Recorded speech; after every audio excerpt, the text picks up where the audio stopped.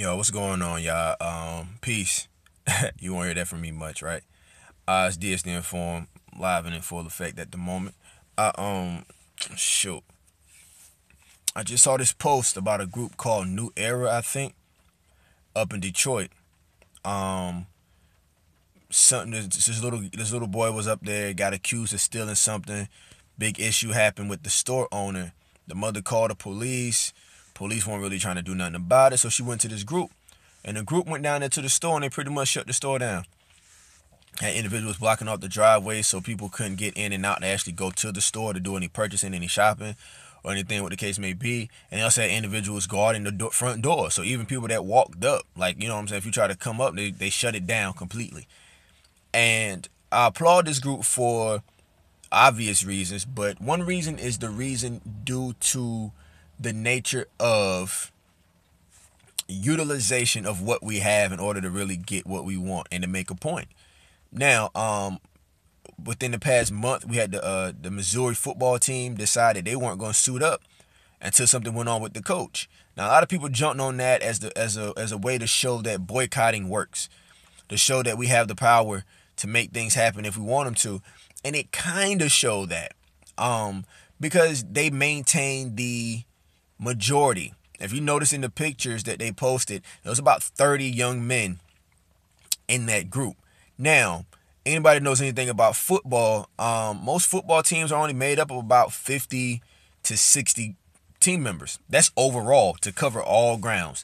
And that's your starters, which at any point in time, you'll have 11 people on the field. So your offense is made up of 11 people. Your defense is made up of 11 people. That's 22 right there. So that's just your starters. Then you got backup.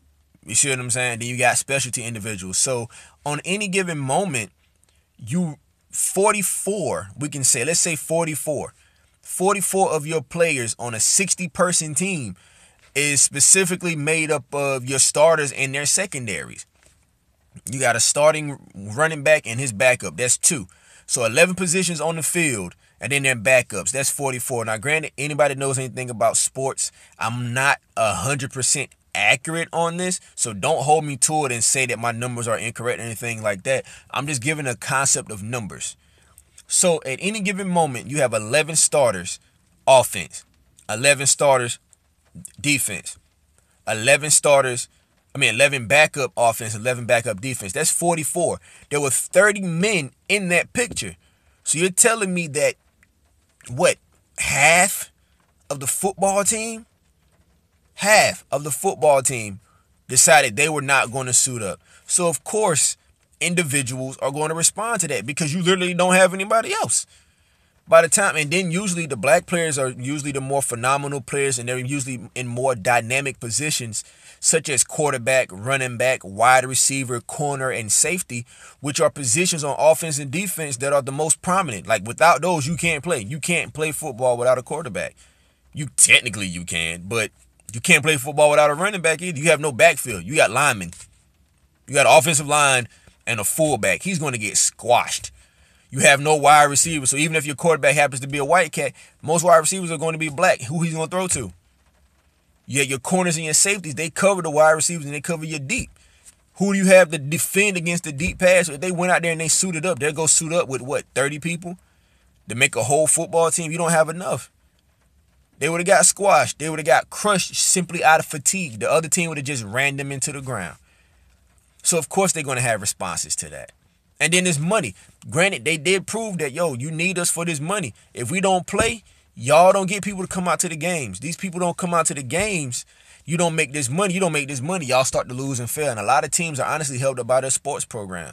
A lot of schools, a lot of these institutions are held up by their sports program. Their athletic programs are usually the big money winners for a lot of these individuals, a lot of these institutions. So you see that.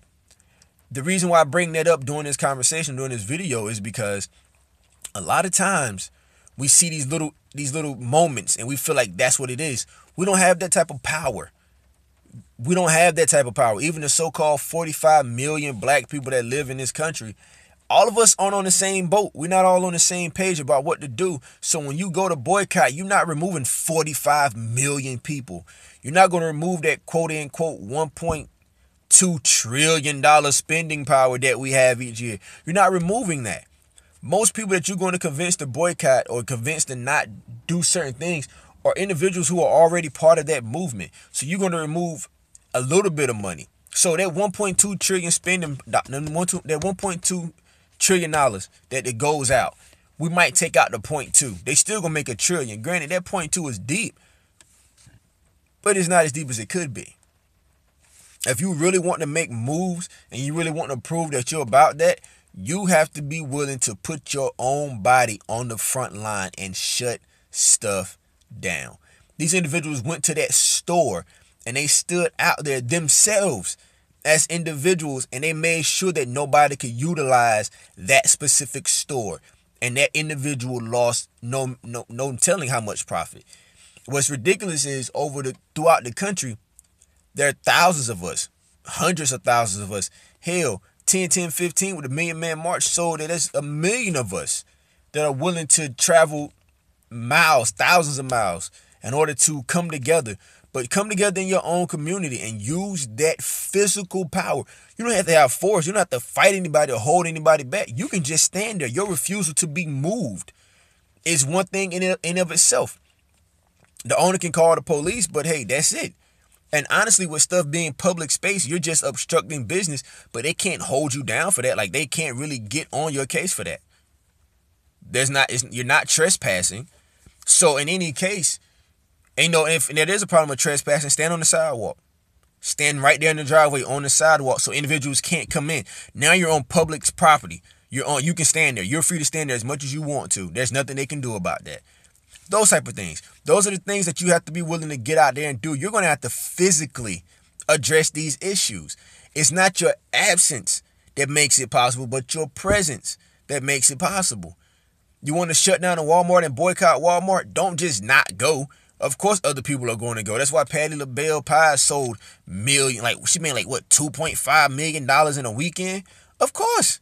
It's Patti LaBelle. Black folk love Patti LaBelle. They love them some Walmart too. And everybody goes, oh, Walmart just being slick. They knew we were going to boycott, so they shut it down. So what? That's called business. Y'all are the idiots that thought you were just going to walk away and convince people not to go shop at fucking Walmart. That's your fault. You want to shut down Walmart? Go stand in front of it. Do that. Go shut down Walmart. If you can't stand in front of the little doors due to public spacing, go stand at the driveways that lead into the Walmart to prevent people from getting into it. These are the type of things that we're gonna have to do physical shutdowns. That's why people had sit-ins. You had individuals that would go to a 17-seated place with 17 people and sit down and order water. As long as you're a customer, they can't put you out. Order water, order some bread, something that's real cheap and or free, and sit there. Yeah, they might make $100 off of you, but that's killer compared to the $1,100 they would have made if you weren't there. That's $1,000 loss as far as profit. Do that. That's how you make the difference. You have to be physical in your assertion. Like, yo, you got to get out there and do it. This just not doing it is not going to cut. And lastly, be willing to compensate individuals for their participation in your movements. Too many people want individuals to give up something without the ability or the means or even the idea, the want. I can't think of the word I'm looking for right now, but to compensate you. They want you to quit your job, but they're not going to help you pay your bills. Now, or they want you to quit your job, but they don't have somewhere for you to go so that you can get out of your situation. What is that for me? Why would I do that? Now, granted, that might maintain this slave-like thought process that I have. Yo, so be it. But you're not going to tell me as an individual I need to give up what I'm already doing to go somewhere when you have zero promises of anything that's going on.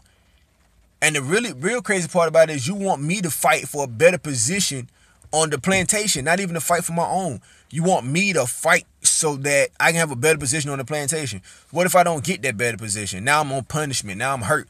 I lose my job. I lose my house. I become homeless. I have a family to think about. So all that goes down and I'm hurt and I'm in a screwed up situation and you can't help me because I decided to go along with what your situation said. That's difficult to convince people to do. So before we go out here and we start asking people to do these things, we need to put in that work. The Montgomery bus boycott worked because people that lived in inner cities got their own cars and drove out to the outer parts of town to pick people up out of what we might consider to be the country. They went out there to pick those people up themselves to bring them into the city so they can go to work, so they didn't have to depend on the bus. That's the type of process. Before you go convincing people to boycott, be sure that you're willing and ready to compensate these individuals in their losses. Okay, I don't shop over here, but I'm losing food. I don't get to shop there, so I don't get food no more. That's where I get my food from. Do you have somewhere else that I can go to get food for the same price or to a similar price, even if it's a bit more expensive, so that I can feed my family the way that I've been feeding my family? Do you have that? Do you have access to that? But if you don't have access to that directly for me, do you have a way that you can get it for me and then I can compensate you for bringing it to me? If you live in Raleigh and you got them connections in Raleigh, here in North Carolina, or if you live in Columbia, South Carolina, or Richmond, Virginia, or Knoxville, Tennessee, whatever the case may be, and you got those connections, can you get those things taken care of and bring them to me? And then I pay you for your time and your service so that I don't have to shop with the people that I shop with or deal with the stuff that I have to deal with. If you don't have those type of things going on, you can't really expect people to want to go with what you want them to go with.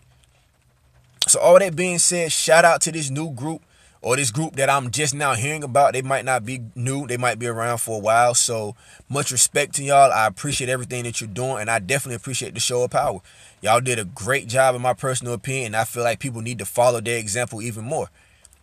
Also, shout out to the team up in Missouri that did their thing. Like, that was a great show of power. You all showed that, yo, with proper numbers and with, what's what I'm looking for, majority of numbers, that we can really do great and mighty things. And I do appreciate that.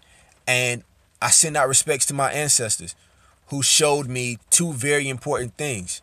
One is that if you're going to try to remove people from a comfortable situation, be willing to have, in some essence, in place, something for them to do and somewhere for them to go in the event that they lose everything trying to follow you. Really. And two, that sometimes you have to be willing as an individual from the outside, from the other side of the fence, be willing to just go out on a limb to succeed. At the end of slavery, the slaves didn't sit around and contemplate too much about what to do. These new free men and these new free women, they took their children and their families and they booked it. They didn't go, well, you know, we have to find the hell with it. We'll figure it out when we get there. You have to get back to that community mentality. You know what I'm saying? If you want me to do what you want me to do, be willing to let me live at your house until I get on my feet. And I'm not saying to be a bum. I will contribute, but be willing to let me do that, because you're asking me to step out on a limb and trust you. But if the limb breaks, I need somebody there to catch me. Don't have me walking out here without a safety net. That's a very dangerous thing to play with when it comes to people. Anyway, this video has gone along long enough. I just want to let y'all know that I got another video I'm about to put up not too long after this one, probably sometime within the next day or two, about Black Friday and why we should use Black Friday and why we should shop. Yeah, I'm saying that we should do it. Screw the boycott on Black Friday, and I'll tell you why. Anyways, I'm Diz the Informed. Y'all have yourselves a great, great day. Be blessed. Peace.